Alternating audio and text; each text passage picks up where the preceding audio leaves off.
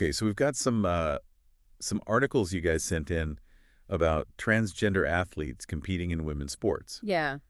And this is something that I know a lot of you are following closely. And Yeah, things are, it's really really heating up right now. we're talking about, they're talking about rewriting the record books. Yeah, and this is a rewriting history, This is something that is happening right now. which is a pretty big deal.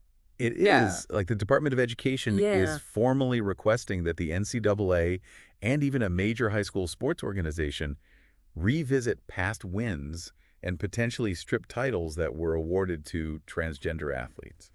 That's a huge step, isn't it? I mean, it seems like this debate has been simmering for a while, but now it's really coming to a head. Yeah, I think that, Can you give some context? yeah, it's been building for a while, and there's definitely a lot of passion on both sides. Mm-hmm. And you're right. This is kind of like the culmination of everything. That's been building, and where this really comes from is you have to look at the Trump administration's stance on transgender athletes in women's sports. Okay. President Trump signed an executive order that was aiming to ban transgender athletes from competing in women's and girls' sports. And that's really where all of this stems from. So this is basically the Department of Education trying to enforce this ban. That's what it looks like.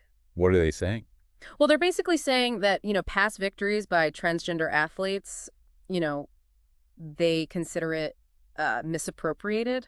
Wow. And that, it goes against the spirit of fair competition. Wow. And they're really coming down hard on this. Yeah. There's actually a quote from Candace Jackson, who's the Deputy General Counsel at the Department of Education. And she says that they're committed to championing the hard-earned accomplishments of past, current, and future female collegiate athletes. Wow. So you can really see where they're coming from on this. So they're basically saying that this is a way to protect the integrity of women's sports. Okay, so the Department of Education is taking a strong stance. How is the NCAA handling all this? Are they going along with it? Well, they've definitely felt the pressure, and they recently made a pretty significant policy change. They're now restricting competition in women's sports to athletes who were assigned female at birth. Okay. So, it aligns with the Department of Education's push. Right. But it's definitely raised a lot of questions, and a lot of people are not happy. Absolutely. I mean, it's one thing to create a policy going forward, but what about athletes like Leah Thomas, the transgender swimmer who won a national title in 2022? Right. I mean, could they actually go back and change her record? That's where it gets really complicated. Yeah. I mean, the NCAA does have the authority to adjust its record books. We've seen it in cases of doping or recruiting violations. Right. But to apply that to transgender athletes, that would be unprecedented. Right. And then when you start thinking about high school records, Oh, my gosh. it gets even more tangled because each state has its own athletic association.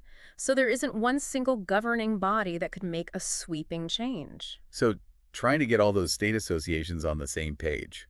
Yeah, imagine that. No. Sounds like a nightmare. It would be unbelievably complicated. Yeah. And, not to mention all the potential legal challenges. Oh, yeah. Ethical dilemmas. Right. Where do you draw the line? Right. Do you revisit every single competition? What about athletes who transitioned after their high school careers? Oh, wow. I mean, it's a logistical and ethical minefield. It really feels like this comes down to this fundamental question of fairness and inclusion. Yeah. Right? How do you balance the concerns of cisgender female athletes Yeah. with the rights of transgender athletes to compete? You've got it. And I think that's the million-dollar question here. Yeah. And I don't think it's an easy one to answer. No. This really forces us to confront our own definitions of fairness and how they intersect with these evolving societal values. Yeah. Is it solely about physical capabilities? Should we be considering the psychological and social aspects of gender identity? Right.